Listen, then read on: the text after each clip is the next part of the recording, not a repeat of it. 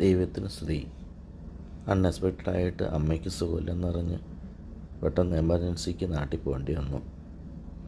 ദൈവകൃപയാൽ അമ്മയുടെ അസുഖങ്ങൾ ചെറുതായിട്ട് ഭേദമായി വന്നു. ഓർമ്മ കുറേ നഷ്ടപ്പെട്ടു. ഒരു സ്ട്രോക്ക് വന്നതാണ്.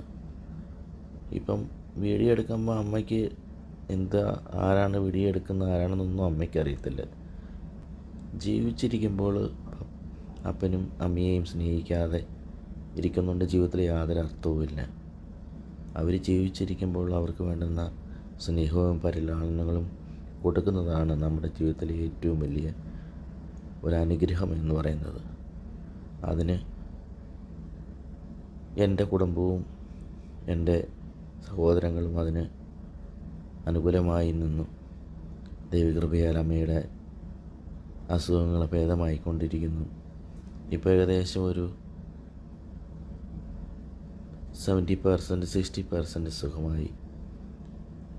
ജീവിതത്തിൽ നമുക്കുണ്ടാകുന്ന സന്തോഷങ്ങളെന്ന് പറയുന്നത് അപ്പനെയും അമ്മയും ജീവിച്ചിരിക്കുമ്പോഴാണ്.